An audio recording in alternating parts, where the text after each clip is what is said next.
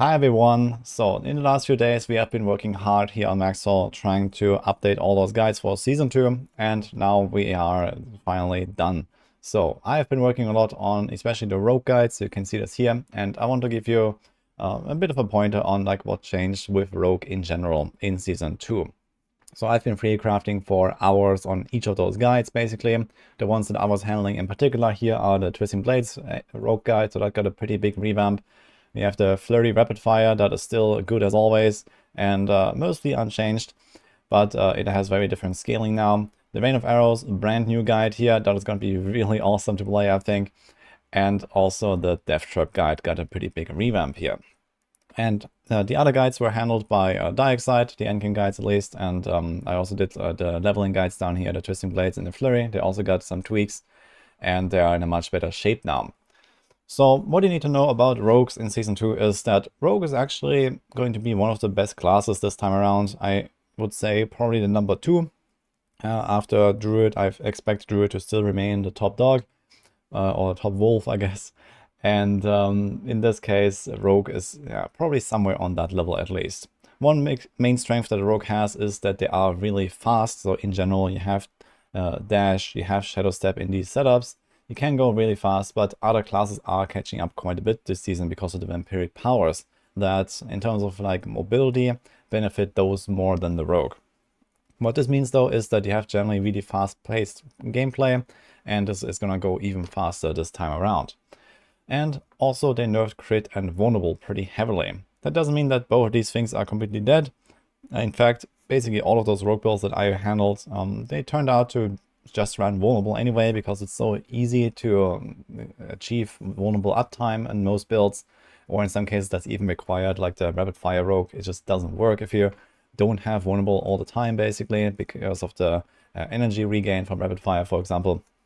And it turns out also that poison imbuement is just really powerful this time around. There are some vampiric powers that buff the dot builds in particular, and poison imbuement already has been really powerful addition in many builds, and I actually started putting that into more builds again. Now we have to see how exactly the balance between monsters and player power will be. Blizzard has said that they don't want the top end builds to really drastically change, and they want to kind of like lift up the lower end builds. And effectively what this means is that like a typical crit vuln build previously should still perform somewhat similarly to before, but now, for example, by including stuff that wasn't scaling so well, like dots, like poison imbue, I expect these builds to become really powerful and really easy, and probably just annihilating everything, including the new bosses. So just to be on the safe side, I started putting poison imbue in a bunch of these builds. We have it in the Rain of Arrows, we have it in the Death Trap even, as like some single target solution. And also I put poison back into the Twisting Blades rogue. In general, for example, I've consolidated the setups here on Twisting Blades. Usually there were like very different setups, like wildly different setups for speed farming, for high-end Nightmare Dungeons, and for Uber Lilith, for example. So if you go down here to the endgame variants. And they are much similar now, much more similar than compared to before. So they're all like somewhat like, similar themed with poison and shadow in most cases. Pinnacle boss is still a bit different because shadow doesn't make much sense there.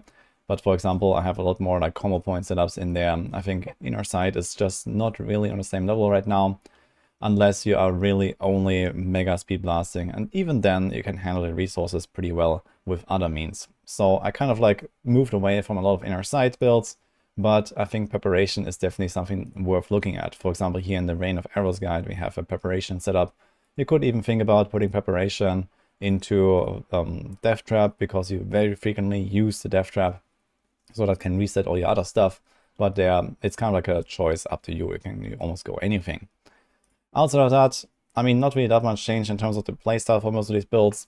And I think this is also similar for the other guides here. So Flurry has changed a bit. There's a Shadow Clone now, I know.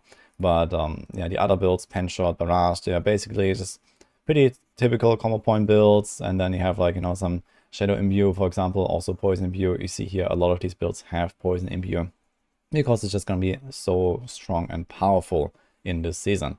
One really powerful buff that Blizzard has done for the rogue in Season 2 is the Close Quarters Combat passive. So you see this here.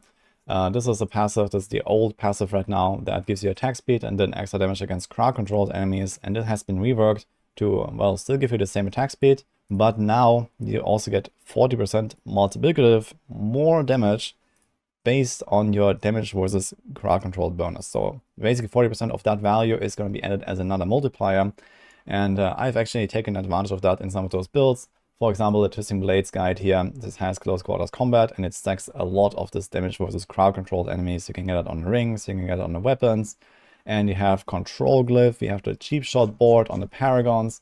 That gives you a ton of this damage versus crowd controls here. So you see this here, for example, there can be 67.5 with a rare buffing glyph. Then we have like a 30 here, we have a 30 there, we have a bunch of small nodes, and yeah, it goes pretty crazy. Some of these builds actually have 400+% damage versus crowd controlled in the end game. So this means that this 40% multiplier based on that is actually like a 160% damage bonus. It's absolutely cracked for some of those builds. Now, it's actually almost strong enough to just like be kind of like a must-have in some builds, but I didn't want to make like everything based on close quarters combat. For example, the Death Trap rogue still goes exposure because it's kind of like the theme of the trap, and you're going to have enough damage anyway, I'm pretty sure. And also similar, for example, for Rain of Arrows, I even have precision in there, which I believe is still going to be pretty strong. So this is kind of like how it's looking for the rogues. There are definitely some big changes. There's also some of those new unique items that I have introduced, or some others that I have buffed. If you look at these here, so the only one that really comes out ahead is the Word of Hakan. This kind of like enabled the Rain of Arrows build now with the buffs. It's just like such a powerhouse of an item now, together with the new Flicker Step as well. So that was really strong. I think some of these unique changes here are somewhat worthless. So Wind Force, I still don't really believe in it. Sky Hunter actually reads like a nerf to me. We have Eaglehorn, that also seems like it's just not really doing much more than before. Same for Eyes in the Dark. So they tried kind of whatever in the end. Call of the Nameless is like a decent item now, I'd say. Condemnation is always nice. Grasp of Shadow is also something you can throw in some builds, but I kind of like stayed away from that item anyway, because I just prefer the normal gloves for the most part. But this is kind of like the state of the rogue here. And when it comes to the new unique items, we have them up here. So Flicker Step, obviously very powerful. This is like the cooldown reducing boots. Then we have T-Ball's Will. This is like the unstoppable extra damage pants. I believe those are going to be really powerful, unless they have like absolutely horrible stats, then I would consider not running them. And you can also try to play around with some other stuff, like Scoundrel's Letters in particular. It's going to be very exciting, but it's very special because right now I don't have a single build that actually runs in our side. And then you also like, it's a very slow paced item. So it has kind of like a niche, maybe somewhere in like T100 pushing or so. And we'll have to see where exactly that fits in. And this is basically it for like what I did for most of these rogue setups. I recommend you go check out those builds here. So there's everything in full detail, especially the Paragons. I spent a lot of time reworking Paragons and the stat priorities on all of those builds. So that took literally hours per guide. Because, yeah, I just wanted to make sure that everything is kind of like top notch here. But you see here the new stat priorities is kind of like, you know, updated, and it's very different from build to build in some cases.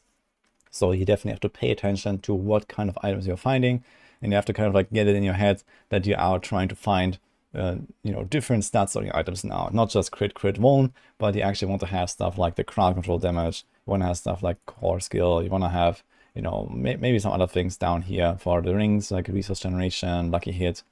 These are like some stuff, some roles that you usually didn't really go for that much on these slots. So definitely take a look and get an idea of what kind of stats you're looking for each of those builds. So this is my quick rundown here for how Rogue's gonna look. In general, Rogue, really top tier class with many of those builds. Honestly, everything is good here. So that is really cool. And I'm very excited to blast a lot of Rogue myself. The season starting at 2 hours after the release of this video, so I can't really go into much more detail right now. So hope this helps you make a choice, maybe you know, get an idea of what's gonna go down here in season 2. I have a bunch of other guides already out, so you can go check those. You can check the Maxwell guides here. We have a lot of builds, not just for Rogue, obviously. We have, you know, all the classes covered here. We have a bunch of seasonal guides with the vampire powers, etc. So go take a look if you are still unsure what to play. And that's it for this video. Hope you liked this. Wish you good luck in Season 2, and see you guys next time.